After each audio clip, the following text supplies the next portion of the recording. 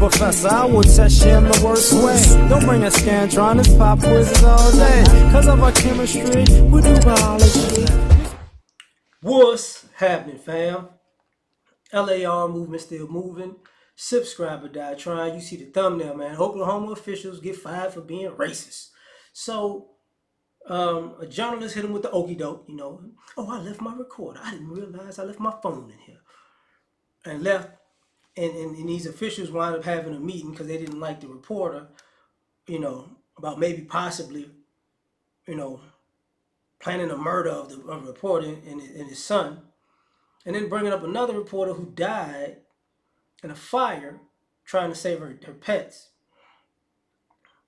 making jokes about that, but also just bringing up, us as black people, back in the day we could just hang them and we could beat them and make them take them to the creek, and it's like I'm pretty sure the reporter that died was a white lady, and I'm pretty sure the reporter, and I could be wrong about the guy though.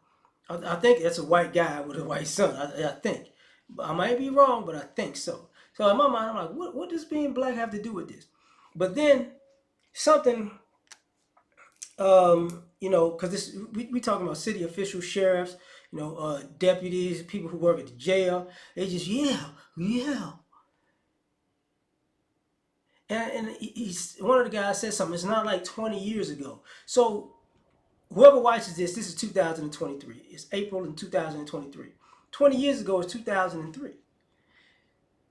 So when you hear a police officer, police officials say they could lynch somebody in 2003, I'm not surprised for one. You know, this goes to another point of people overlooking stories because in the future, that part might be left out of the story for sure. Like speaking of um, the Donald Sterling story when he wound up getting caught for his racism for being taped, right? There's a part of that story when the girlfriend asked him, well, what about the black people who are Jewish? I thought Jewish people were your brother. And the guy was like, oh, forget them. They're dogs. And that part got taken out of the tape. You get what I'm saying? So what I'm getting at is over time, things change. So you don't get the full story. So you got to see it when it actually happens and talk about it then and implement everything that was going on then because the rest of it won't come out. But let's get to the racist part. It's pretty much a normal thing that happens every year where a police department gets this racial racism, good old boy back room kind of situation where we still on it, boy. And if you look at these guys and ladies, the vast majority of them are weak-looking, bad-built cowards. You get what I'm saying? So, I was talking to a coworker of mine because he came up to me and he's like, "You heard about the Oklahoma thing?" And I think so, because I didn't know exactly what he was talking about at the time. I wasn't sure. And I heard about it, but he filled me in on the rest of it. And then he's like, what's going on? I said, well, truth be told, man, like, because he's a white guy, I was like, if you notice, with all of this technology, it's kind of hard to hide the stuff people have been on. So it's not shocking, it's not surprising, it's nothing new. They've been men who've been in jail for the last 20-something years that I could think of who just mysteriously got a suicide tag on them for dying, but they were lynched. There's stories in Mississippi, Louisiana. It's been going on for a minute. So especially in prison facilities and whatnot. And you've seen stories every now and then of a guy getting chased down and never found again, blah, blah, blah. You saw a story of a guy who went to the woods with some white people that he thought was friends, and then they tried to hem him up and kill him in the woods. And he was, I don't know. I would never, it was that kind of thing. You know, you've seen stories of black men, went missing hanging in the park. Black women wind up missing and this, that, and the third, right? And it's the same old thing over and over and over again. And then when people bring up police and police brutality, you go right to what about Chicago without asking a bigger question. Because I can go back to not what is it, a year ago. They found a gang was in the police force in L.A. and you know that whole scenario with them being racist and this, that, and the third. And that was the Hispanics for the most part. But when these stories keep happening over and over and over and over again, even from the stop and frisk to New York, right? Nobody wants to ask the question, well, if these are police officials that keep getting caught like this, is all this crime that's being reported actually crime, or is it cover-ups? Because there's definitely crime in America. Definitely. You can't get that in every community. In my community, absolutely crime. But then you got to ask, like, are all these crimes? Or are you doing something and then you writing down on paper that somebody committed a crime to cover your tracks? Because these people talked about what they could do and where they could take people, which means they've done this before and they've wrote it up as something else. You get what I'm saying? If you ever watched the movie Training Day with Denzel Washington, it's not what you can prove, it's not what you know, it's what you can prove.